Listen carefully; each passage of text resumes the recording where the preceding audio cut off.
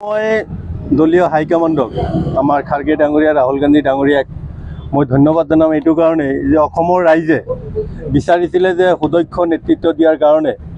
গৌৰৱ গগৈক বিচাৰিছিলে অসম প্ৰদেশ কংগ্ৰেছ কমিটিৰ সভাপতি হিচাপে বিচাৰিছিলে ৰাইজে বিচাৰিছিলে আমিতো পাৰ্টি ৱৰ্কাৰসকলে বিচাৰিছিলোঁ ৰাইজেও বিচাৰিছিলে যে হিমন্ত বিশ্বৰ যি মিথ্যাচাৰ যি ভ্ৰষ্টাচাৰ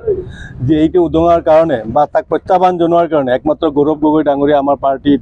যিধৰণে কাম কৰি আছে পাৰ্লিমেণ্টত যিধৰণে লাগি আছে তাৰ কাৰণে অসমৰ ৰাইজে বিচাৰিছিল সেই হিচাপে গৌৰৱ গগৈ ডাঙৰীয়াক অসম প্ৰদেশ কংগ্ৰেছ কমিটিৰ সভাপতি নিযুক্তি দিয়াত আমি নথৈ আনন্দিত হৈছোঁ অসমৰ জনসাধাৰণ আনন্দিত হৈছে আজি স্বতঃস্ফূৰ্তভাৱে মানুহ ওলাই আহিছে আৰু তাৰেই আজি আমি আদৰণি হিচাপে উষ্ম আদৰণি জনোৱাৰ কাৰণে নুনমাটি ব্লক কংগ্ৰেছ কমিটিৰ উদ্যোগত আজি আমাৰ এই অফিসত স্বতঃস্ফূৰ্তভাৱে আমাৰ দলীয় কৰ্মীসকলে কিছু জনসাধাৰণো আহিছে তেখেতসকল অলপ দূৰত আছে চাকৰি কৰা মানুহ আহিছে দূৰত আছে আজি সবেই আহি আজি উষ্ম আদৰণি জনাইছে আৰু গৌৰৱ গগৈ পৰৱৰ্তী মুখ্যমন্ত্ৰী হিচাপে অসমৰ জনসাধাৰণে আৰু আমি দলীয় কৰ্মী হিচাপে বিচাৰিছোঁ আমি সেইকাৰণে আশা কৰিছোঁ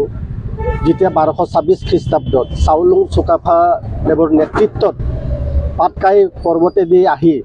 তেওঁলোকে চৰাইদেউ পৰ্বতত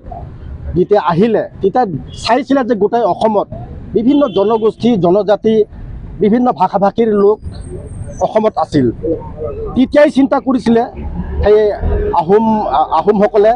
যে আমি যদি অসমত শাসন কৰিব লাগে তেতিয়াহ'লে কোনো সম্প্ৰদায় বাদ দিব নালাগিব কোনো জনগোষ্ঠীক বাদ দিব নালাগিব সকলো জনগোষ্ঠীক সমমৰ্যাদা দিব লাগিব সম অধিকাৰ দিব লাগিব সেইকাৰণে চাউলুং চুকাফাই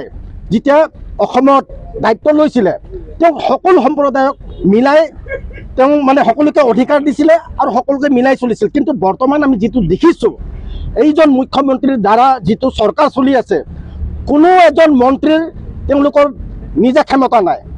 গোটেইখিনি ক্ষমতা মুখ্যমন্ত্ৰীৰ হাতত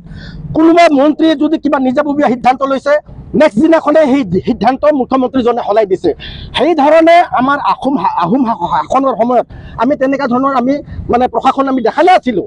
আৰু সেইকাৰণে দেখিছিলোঁ যে তৰুণ গগৈদেৱৰ নেতৃত্বত আমি দেখিছিলোঁ গোৰ্খা উন্নয়ন পৰিষদ কাৰ্বি উন্নয়ন পৰিষদ